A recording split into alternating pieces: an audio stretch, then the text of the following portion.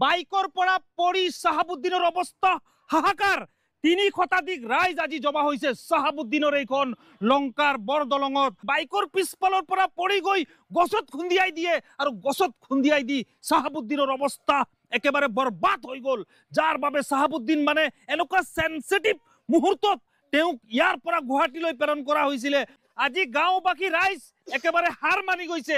তেওঁ যদি সুস্থ হৈ উঠিও আহে, বৰ্তমান তেওঁ এটা কিডনিৰ সৈতে তেওঁ জীবনটো তেওঁ নিৰ্বাহ কৰিব লাগিব। আমার বাবা গরিব মানুষ, সব কিছু শেষ করে আসছে। আমার ভাই অ্যাক্সিডেন্ট হয়েছে, রুম হাতে একটা 2 টুকরো হয়েছে, কিডনি দুটোটা নষ্ট হয়ে গেছে। আপনার কাছে সবার অনুরোধ জানাই, আমার ভাই যাতে বাচ্চা করে বহুত বেয়া লাগিছে শুনি পেলাই। আৰু সিহঁতক দুখীয়া মানুহ আজি ৩-৪ দিনৰ পৰা মোৰ ওচৰত গৈ আছে কিবা এটা সহায় কৰি দিয়া, লাইন কৰি দিয়া বুলি।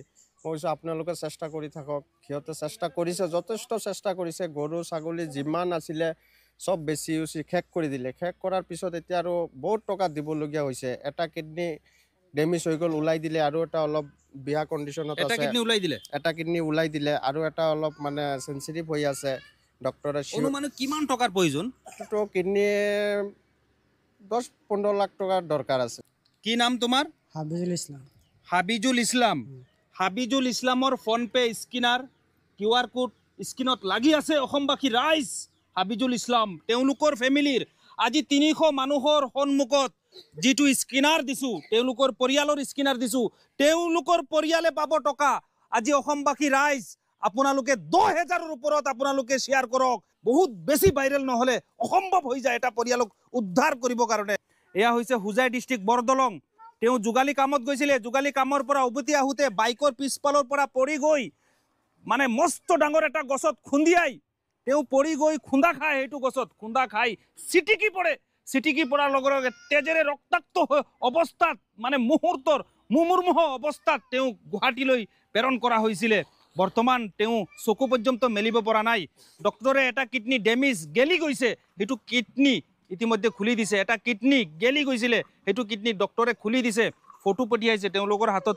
ইয়াতে ফটো আছে, ইয়াতে ফটো আছে, কিন্তু দেখাব পৰা নাই ফেচবুকৰ গাইডলাইন থকাৰ বাবে। এনেকুৱা মুহূৰ্তৰ সময়ত এটা যোগালী মানুহ অসম্ভৱ হৈ পৰিছে। অসমবাসী ৰাইজ, তেওঁৰ পিতৃ এগৰাকী দিন হাজিৰা কৰা মানুহ চাহাবুদ্দিনৰ, আৰু চাহাবুদ্দিন এগৰাকী যোগালী কৰা 19 বছৰীয়া যুৱক, তেজাল যুৱক। প্লিজ আপোনালোকে বচাই দিয়ক। আজি চাওক, চাহাবুদ্দিনৰ বাবে ইমান মৰম আছে কাৰণে গোটেই ৰাইজ ওলাই আহি গ'ল। ইয়াতে চাওক 300-350 মানুহ আজি ওলাই আহি গ'ল।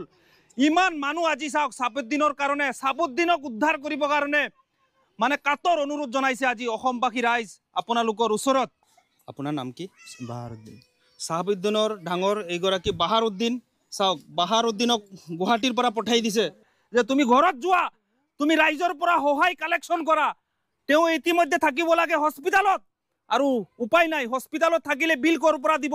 মিটাৰৰ দৰে পইচা উঠি আছে, যাৰ বাবে তেওঁ ঘৰত আহিছে। আজি অসমবাসী ৰাইজ আপোনালোকৰ পৰা সহায় বিচাৰিব কাৰণে তেওঁ ঘৰত আহি গ'ল। ঘৰত গুৱাহাটীৰ পৰা এনে দুখ, এনে মৰ্মবেদনা আপোনালোকে গম পাইছে পৰিয়ালটোৰ। অসমবাসী ৰাইজ, প্লিজ আপোনালোকে শ্বেয়াৰ কৰি দিয়ক। এই পৰিয়ালটোক আপোনালোকে উদ্ধাৰ কৰি দিয়ক।